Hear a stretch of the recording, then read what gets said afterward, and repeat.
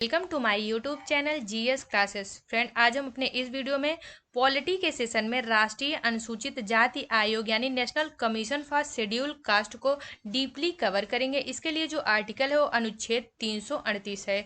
चलिए स्टार्ट करते हैं। संविधान में अनुच्छेद 338 में मूलतः यह प्रावधान किया गया था कि एससी व एसटी के विकास के लिए एक विशेष अधिकारी की नियुक्ति की जाएगी। वहीं वर्ष 1987 ईस्वी में national commissioner for SC and ST की नियुक्ति की गई। आगे चलकर वर्ष 1990 ईस्वी में एक संविधान संशोधन किया जाता है। जो क्या होता है, वो 65वां संविधान संशोधन 1990 किया जाता है। मोस्ट इंपॉर्टेंट है।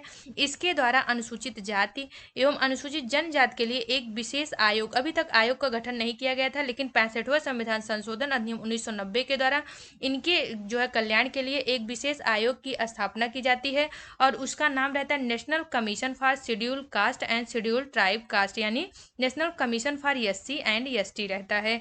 आगे चलकर संविधान में वर्ष 2003 में 89वां संविधान संशोधन देखने को मिलता है, यानी 89वां संविधान संशोधन अधिनियम 2003 किया जाता है, जिसमें इसे दो भागों में विभाजित कर दिया जाता है। पहला भाग इसमें अनुच्छेद 338 में रखा जाता है, जिसके द्वारा राष्ट्रीय अनुसूचित जाति आयोग के गठन का प्रावधान किया जाता है। वहीं दूसरा जो पार्ट होता है उसे अनुच्छेद 338 का में रखा जाता है, यानी दूसरे में राष्ट्रीय अनुसूचित जनजाति आयोग के गठन का प्रावधान किया गया है।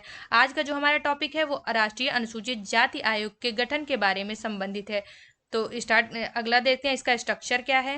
तो इसकी स्ट्रक्चर यानी इसका संरचना में एक 5 मेंबर बॉडी होती है, मतलब इसकी कुल 5 सदस्य होते हैं, जिसमें से एक अध्यक्ष, एक उपाध्यक्ष व 3 अन्य सदस्य होते हैं।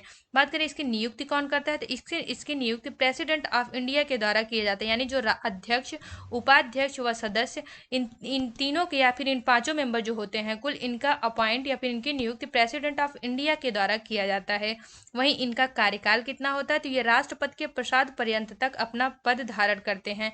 वैसे नॉर्मली इनका कार्यकाल 3 वर्ष तक है, लेकिन ऐसा एक नियम ही है, ये जो है इनका कार्यकाल राष्ट्रपति के प्रसाद पर्यंत तक ही रहता है। बात करें अगर आयोग का कार्य क्या है, तो आयोग के कार्य में जो आयोग का कार्य है वो अनुसूचित जाति, यहाँ पे क्योंकि अनुसूचित जनजातियों का अलग से अपना आयोग बना दिया गया, तो जनजातियों से रिलेटेड जो कार्य होता है वो अनुसूचित जनजाति आयोग देखता है। यह अनुसूचित जाति के संवैधानिक संरक्षण से संबंधित मामलों का निरीक्षण करता है और लोगों के हितों के उल्लंघन करने वाली किसी मामले की जांच पड़ताल एवं सुनवाई करता है। नेक्स्ट कार्य है कि इन जातियों यानी जो शेड्यूल कास्ट से रिलेटेड होते हैं उनके सामाजिक और आर्थिक विकास से संबंधित योजनाओं में सहभागिता निभाते हैं और राज्य एवं केंद्र शासित प्रदेशों को उचित परामर्श, मतलब ये परामर्श देने का भी कार्य करते हैं। नेक्स्ट है इनके संरक्षण के संबंध में उठाए गए कदमों के बारे में राष्ट्रपति को जानकारी दी, मतलब इनके जो शेड्यूल कास्ट है इनके संरक्षण के बारे में कौन कौन से कदम उठाए गए हैं उसकी जानकारी ये आयोग जो होता है वो राष्ट्रपति को देता है। नेक्स्ट है कि राष्ट्रपति के आदेश के अनुसार संवैधानिक संरक्षण से संबंधित अन्य कार्यों को भी करते हैं, यानी जो भी कार्य राष्ट्रपति इनको सौंपता है इससे रिलेटेड उस कार्य को भी इनके द्वारा किया जाता है।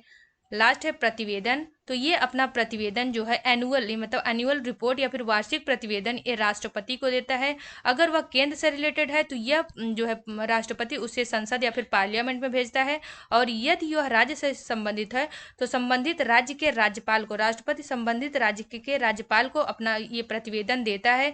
राज्यपाल क्या करता है कि राज्य विधानमंडल को देता है, राज्य विधानमंडल को देता है।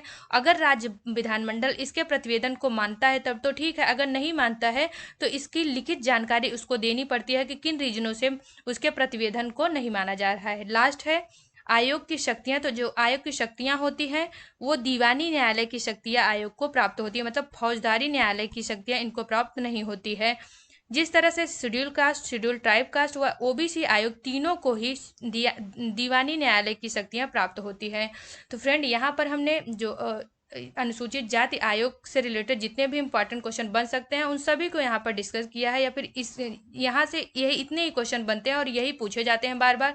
तो फ्रेंड, अगर आपको हमारा वीडियो अच्छा लगा हो तो प्लीज़ हमारे वीडियो को लाइक करें, और अगर आप हमारे चैनल में फर्स्ट टाइम विजिट कर रहे हो तो हमारे चैनल को सब्सक्राइब करें तथा बेल आइकन को जरूर प्रेस करें ताकि हमारे आने वाले वीडियो का नोटिफिकेशन आपको सबसे पहले मिल सके। Thank you.